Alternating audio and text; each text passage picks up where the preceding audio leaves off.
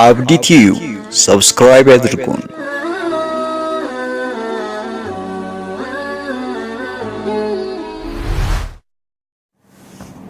አሰላሙ አለይኩም ወራህመቱላሂ ወበረካቱ። ውድና የተከበራችሁ የአብዲቲዩ ቻናል ቤተሰቦች እንደተለመደው ዛሬም አንድ አሪፍ ነገር ይዤላችሁ መጥቻለሁ። ዛሬ ደግሞ ይዤላችሁ መጣሁ ሁላችሁ የምትፈልጉትና የምትወዱት ነገር ነው ብዬ አስባለሁ። ያ ምንድነው? ዋትስአፕ ተጠቃሚ ለሆናችሁ ለሁላችሁ ማለት ነው።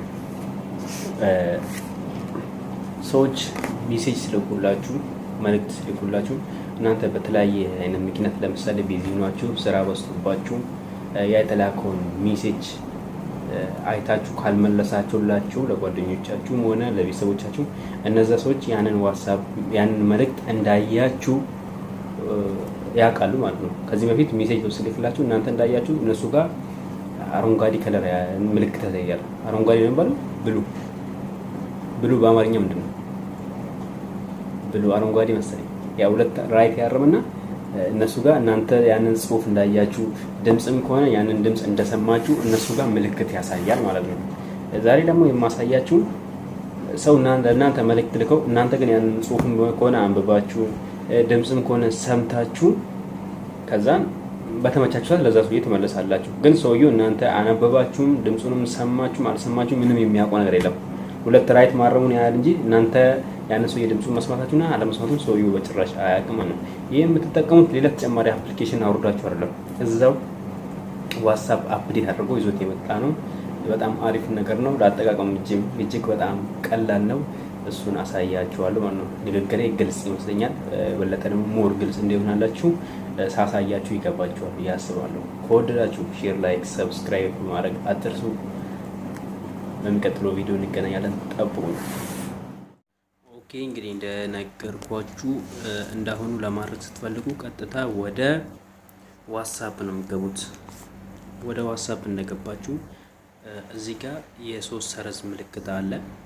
እቺን አንዴ ትጫናላችሁ። እሷን ስትጫኑ እዚህ ጋር የሴቲንግ ምልክት አለ። እቺን የሴቲንግ ምልክት ስትጫኑ እዚህ ጋር አካውንት የሚል ይመጣላችኋል። እቺን አካውንት ትጫናላችሁ።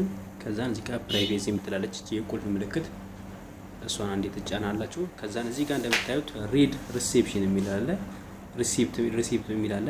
እቺን ኦፍ ታደርጋላችሁ አንዴ። በቃ ካሁን በኋላ ማለት ነው ማንኛውም ሰው መልእክት ቢልክላችሁ እናንተ ያንን መልእክት እንዲህ አይታችሁ ሆነ አንብባችሁ